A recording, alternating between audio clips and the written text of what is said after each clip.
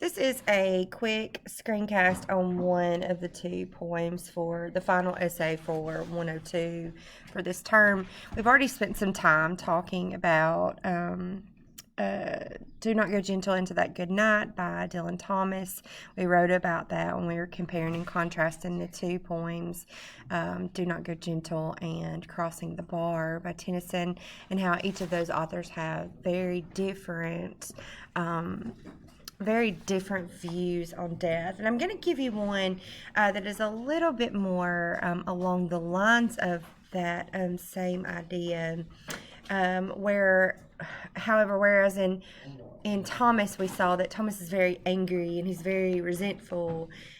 This author is not quite sure how he feels about what is going on, what's happening as his father is getting ready to die. So let's take a look at it really quickly. I'm going to read through it really fast, and then we'll talk about a couple of things for it.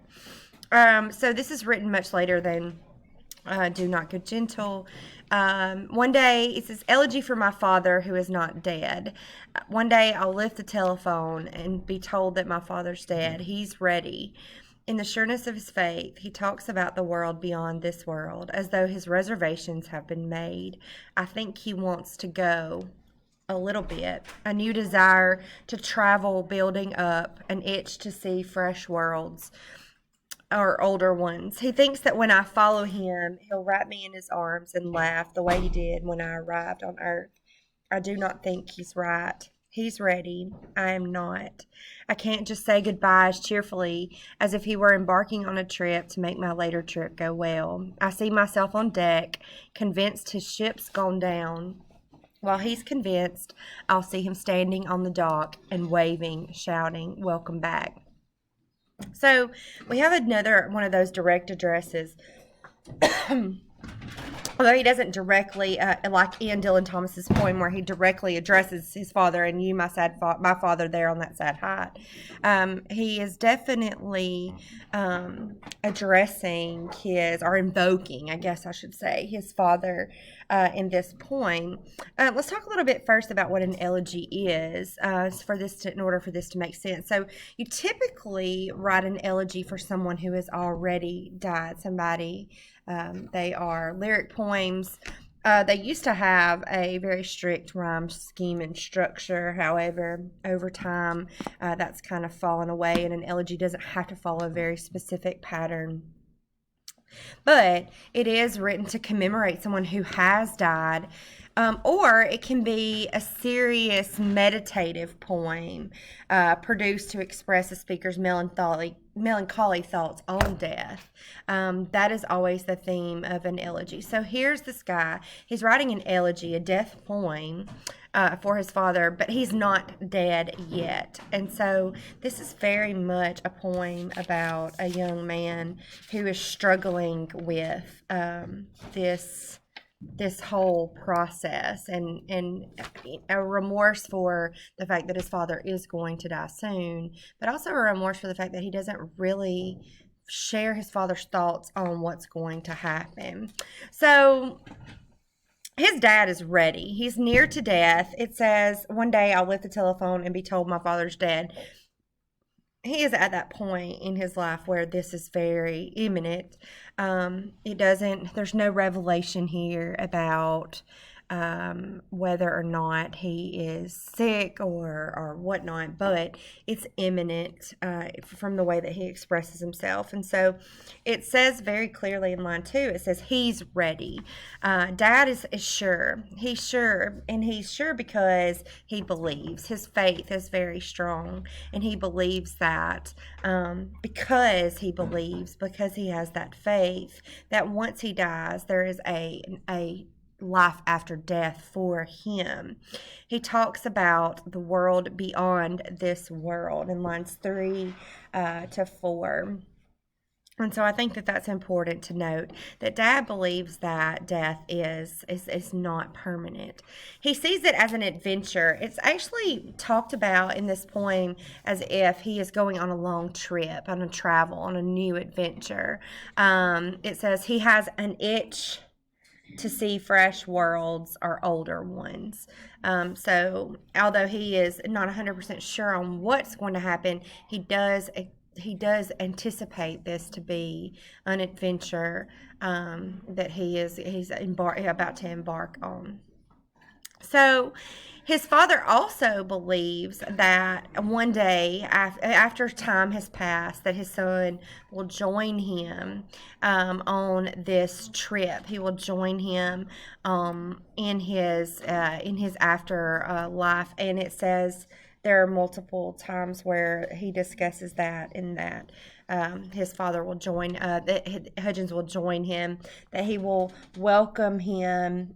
He will wrap me in his arms and laugh the way he did when I arrived on Earth. So the same way that he welcomed him with open arms, the way the day he was born, he sees a day that they'll be reunited even after death, where he will come in and he will, when he arrives, that he will experience that same thing.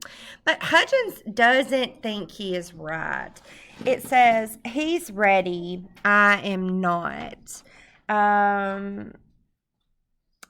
He doesn't think that his father's beliefs, he doesn't share his father's beliefs. He doubts the idea, I think, maybe that there's life after death. He could possibly be a non-believer.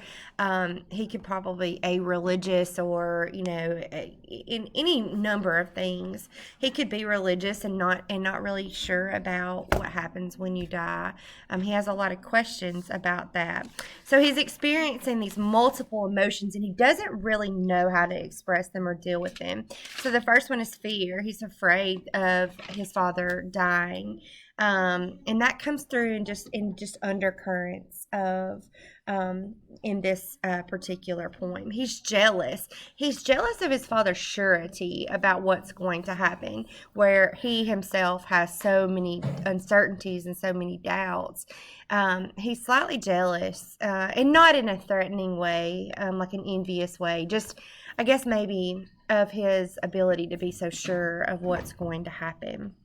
He's uncertain himself. He's uncertain about what's going to happen, and then uncertain about whether his father is right about what is going to happen. Will his father continue to live on after death, or is this the last time he's going to see his father?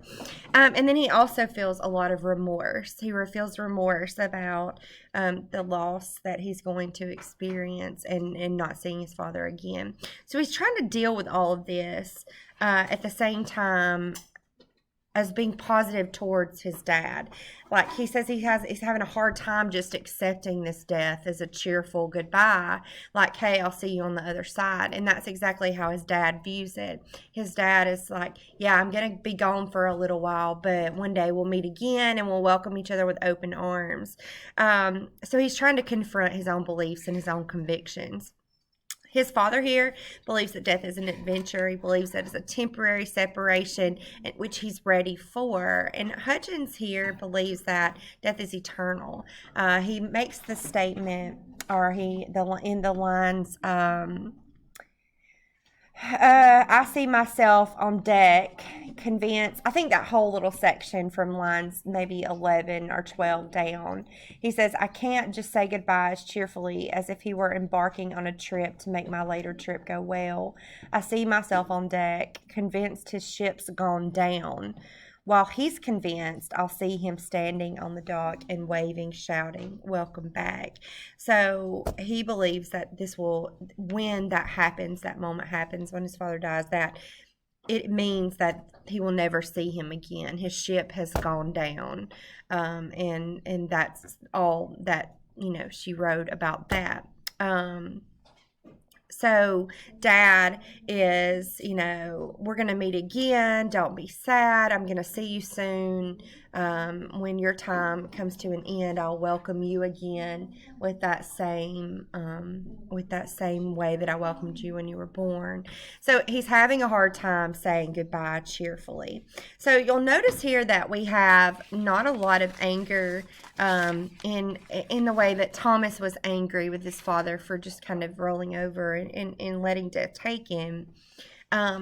he is unable to process these varied emotions that he's dealing with. So if you're comparing the two, you have the two pointed invocations of the Father, their attitudes towards their Father's willing acceptance of death. But whereas you have Thomas, who is angry, even though he knows that death is an inevitability and it's going to happen to all men, he doesn't believe his father should just take it laying down. This guy, Hudgens, he is frustrated and sad. He's kind of sad mad, I guess, maybe if that's a thing. Like that movie Home, where the little alien is like trying to figure out what emotion he's feeling, and she calls it sad mad. I think that that's what he is dealing with here. He's sad mad. He's sad because he hopes, maybe on one hand, that his father may be right, that they will see each other again, but he is also struggling with the idea that that might not be the case. So, got lots of ideas for you to think about. Hopefully, that gives you some articulation on how you would like to maybe set that up or think about that poem in terms of the speaker's attitude and his view on death.